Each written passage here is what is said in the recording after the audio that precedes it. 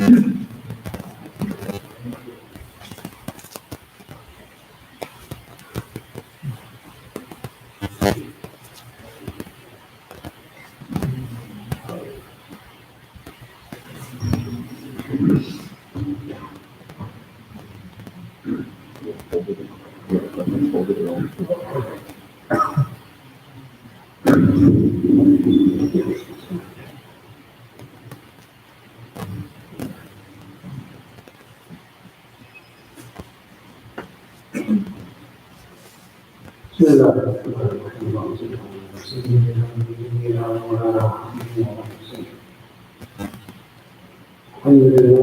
لله وكفى وسلام على عباده الذين اصطفى.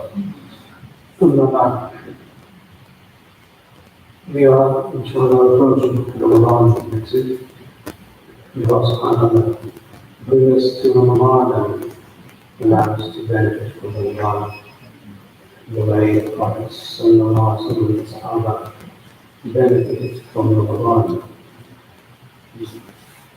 We should be speaking about preparing for Ramadan, but unfortunately there was some national news made by Muslims, quote unquote, and that was very disturbing for the whole community. The issue of suicide and murder in one part of our country. It is very unfortunate, but unfortunately it's also realistic for us to appreciate that mental health is a reality amongst Muslims. That should not be the case.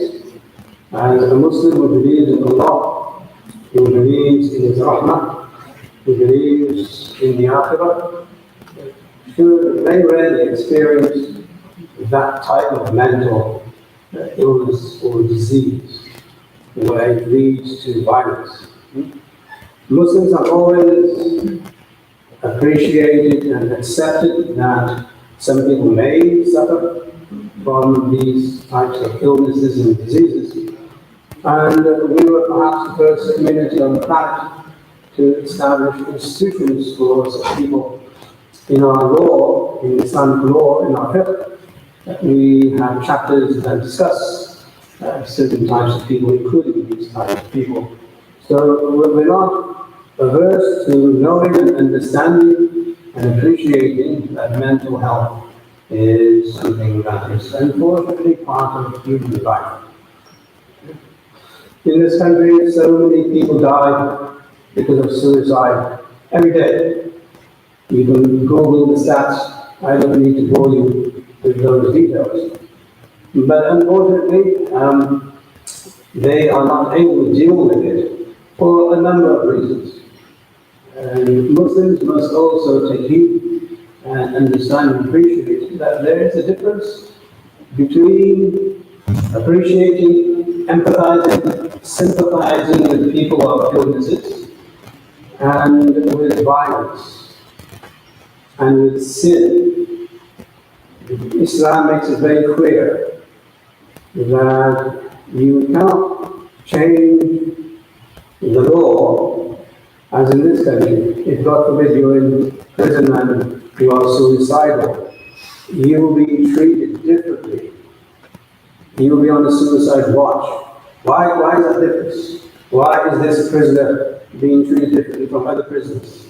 Because that state of mind warrants isolation, warrants a certain type of inspection and monitoring. So we must appreciate that all civilized societies condemn suicide. It is condemned. In the Catholic religion, it is a cardinal sin. It's a cardinal sin. You can seek forgiveness in their religion. In Islam, it's a cardinal sin. So one is a mental illness, which we can talk about, and we will, and the other is the element of a sin. Sin is going to be manifest on the Day of Judgment. We can't change that, even if we wanted to. The idea of eating pork and drinking wine and alcohol is a sin. What does it mean? It means that on the day of judgment, it will become apparent that this is wrong, and you may be punished for it. We as human beings can't change that ruling that drinking wine, alcohol, and eating pork is a sin. It may be legal, right, in this country, but it's still a sin.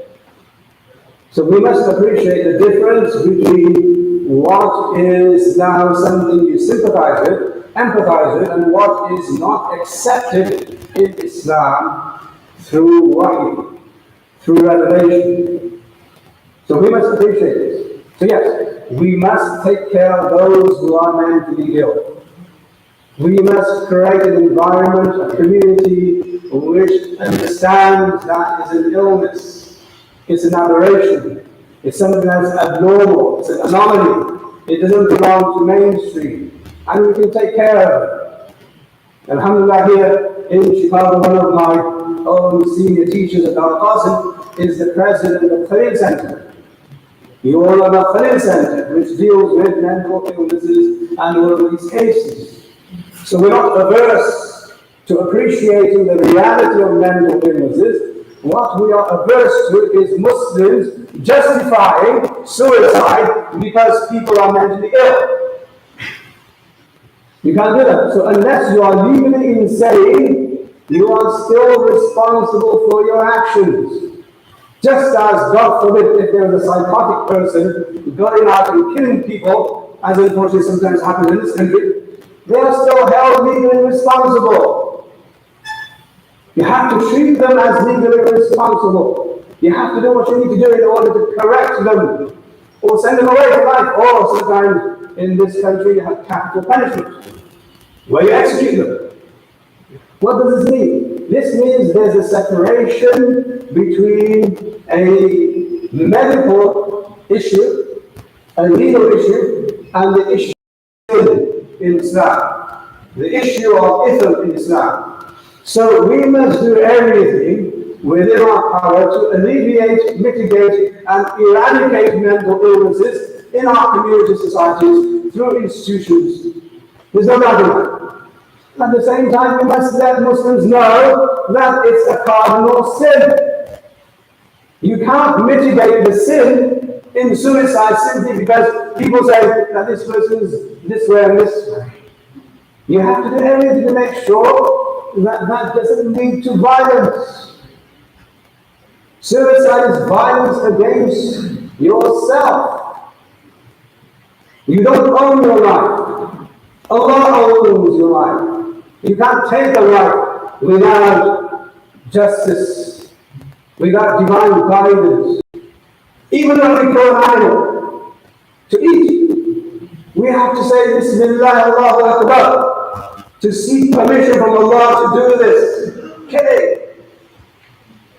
So killing in any way, shape or form is a no-no in Islam. Whether you kill yourself or other people. Now suicide and murder at the same time has to be spoken the way it is. And the way it is that unfortunately, the Prophet ﷺ, now this happened in the Prophet ﷺ's time. Would you believe? It happened. One person in the battlefield committed suicide. The Prophet ﷺ said, Sallallahu Alaihi Wasallam, now you people, you can do the janazah of your brother, of your companion here. I'm not doing the janazah. I, as a leader of the ummah and the community, I cannot justify this person's action. Therefore, I will not be present in the janazah. But you, as a Muslim community, you are so responsible to send him off and do the janazah for him. This is how severe this is. This is Rahmatul lil Alameen, the Prophet Muhammad ﷺ, who cared for everybody on the planet in the universe. When he saw this, he said, I have to disassociate myself from this. I can't go there. But since he's still a Muslim, and we have to still bury him and do the janazah, that is your responsibility. I'm not going to be part of it. This is how severe this thing is. So if we do know people in the community who have certain illnesses or tendencies or propensities or attitudes, then we must help them.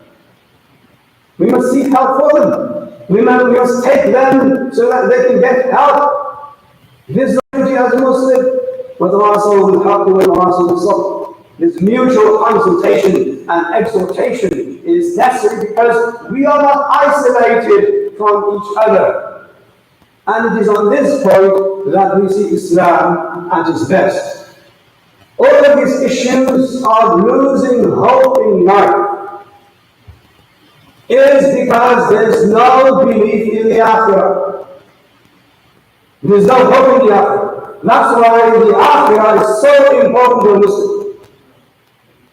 And when a certain person living in this country, if he or she was to observe the plight of our Muslim brothers and sisters in Rohingya, in China, in Kashmir, in Palestine, in Yemen,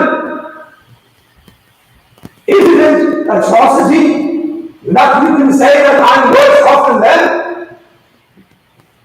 How do they feel every day, 24/7, in total persecution? No hope whatsoever. Do they all commit mass suicide? No. Why? Because they have faith in the Akhirah. They believe on the day of judgment, Allah subhanahu wa ta'ala will exonerate them. Allah subhanahu wa ta'ala will help them. Allah subhanahu wa ta'ala will give them eternal bliss and happiness in Jannah. That's what they do. The unfortunate reality is that Muslims in this country feel they are superb and privileged and entitled. They need to be validated and they are cut off from the reality of the other Muslim world. And the Prophet ﷺ said, no. The example of believers is the example of the human body. One body. The Muslim Ummah is one body. So if one part of the body suffers, the rest also suffers. This is the Prophet ﷺ. So when we know Muslims are being persecuted, tortured, deprived of food and drink, how can we say that we are worse off than them? This is the wisdom and the beauty of Islam.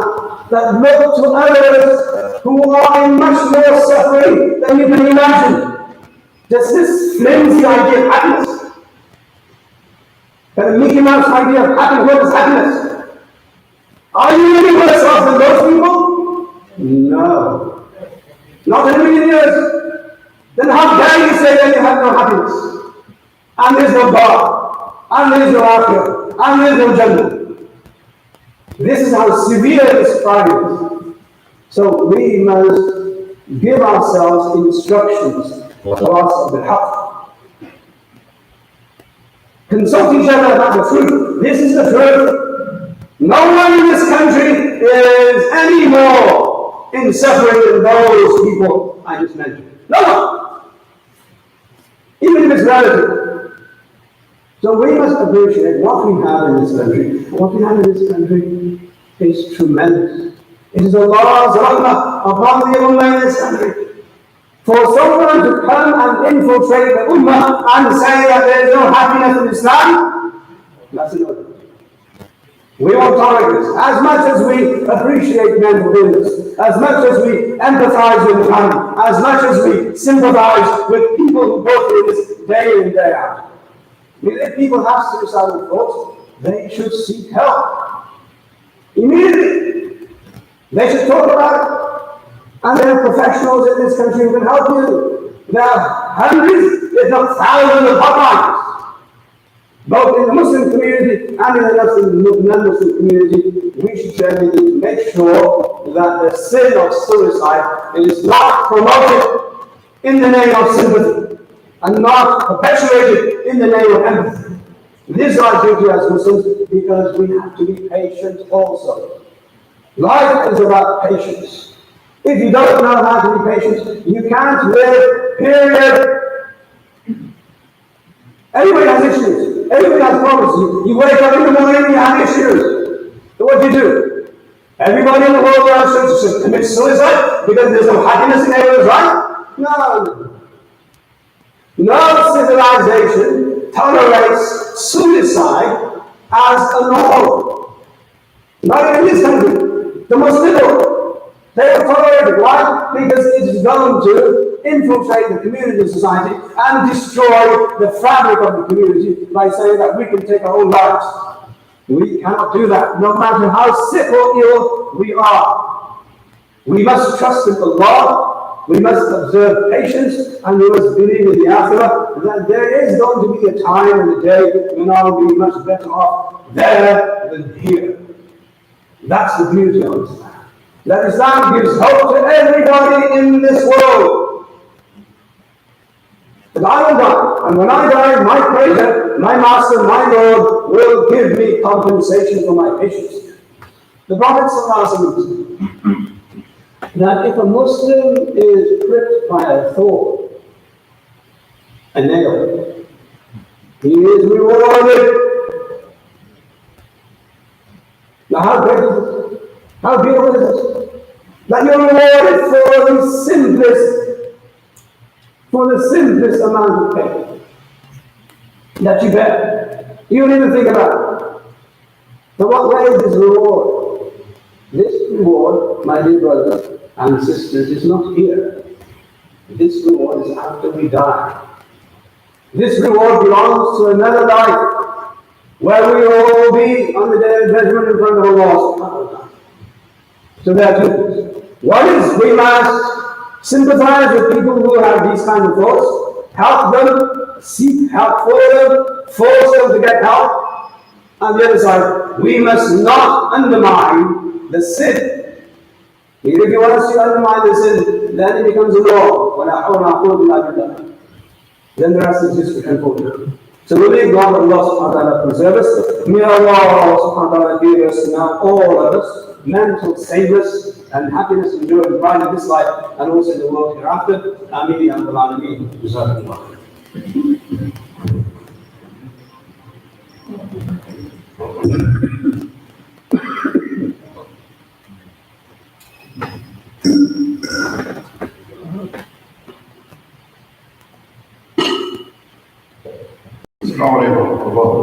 Just a couple of brief announcements, inshallah. Since Ramadan is coming, we want to give a warning for everybody. Please, you are watching the news just like the rest of us. You see the COVID cases are going up, and there are people talking on a daily basis. We're worried about Ramadan, what's going to happen during Ramadan. Is there a possibility that the Masjid is closed? Absolutely, there is a possibility. But again, if the government and the mashallah, those who are responsible, if they make the decision to start shutting everything down again because the cases are going back up, then of course we're going to be included. All right, so please make sure that you're doing your part, with your gatherings and at work and with your shopping or at home or in the masjid. Please make sure that you're maintaining all of these safety protocols, inshallah, so that way, hopefully, we can go through this whole month of Ramadan, and hopefully even after that, without our Masjid closing back down, and without us having to go back into this whole quarantine and isolation situation, inshallah. The other thing is, alhamdulillah, that's the downside. Now all the good stuff, alhamdulillah. So this Ramadan, last Ramadan, we had programs for our youth, alhamdulillah. This Ramadan is a little bit more challenging because again, we're dealing with the whole COVID situation, so our masajid are not functioning as normal. We're having to make all these adjustments, as you see the tape and how many people and how we're going to handle the hijab and the thought, look at that, right? But alhamdulillah, the youth programs have continued and mashallah are growing. So we have on Saturdays from 12 to 1, there will be a program for the youth, for boys and girls, inshallah, and that will take place every Saturday, not this Saturday, but starting the following Saturday, inshallah. Also for the girls, this Saturday, the 10th, please check the website also. This 10th, inshallah, we have an alima. She is going to be doing the fadail, the virtues of Ramadan, with the young girls from 10 to 17. MashaAllah, we are also doing the Quran competition this year as well. So please stay informed, check the website, and also check the WhatsApp groups. We will be doing it the same way that we did last year, inshallah. As always, in the masjid, this Ramadan, Bidnillahi ta'ala, it is going to be a straight 20 pass. So there's not going to be any stopping for tafsir, there's not going to be, inshallah, there's not going to be any stopping for fundraising or anything. We want everybody to come in, we're going to be full to capacity. Again, safety first. So we want to try to get everybody in, handle our business for Allah subhanahu wa ta'ala, and get back out again, inshallah, and stay safe, inshallah. So that's the game plan for Ramadan. I'tikaf is still being, again, let's see what the situation is, but I am formulating the program for I'tikaf as it stands right now. The registration and everything has been done. So we're ready for I'tikaf. It's just a matter of understanding what are the circumstances that we're going to be dealing with at that time, inshallah. So if you have any questions, worries, problems, concerns, need clarification about anything, don't forget that every day, mashallah, I think from 9 to 6 p.m. you can get your COVID testing. There's also the vaccines are also being administered as well. You can get that information from the responsible brothers here and also on the website. And don't forget that Friday, Saturday, and Sunday, for the timings, please check on the website for the food drive. So we are collecting and distributing food to those who are in need. During this Ramadan, it's also critically important, mashallah. We have so many Muslims that are fasting, but then what do you break your fast with, right? So please be generous as always. Donate to the Masjid, donate to these programs, and keep us in your dua.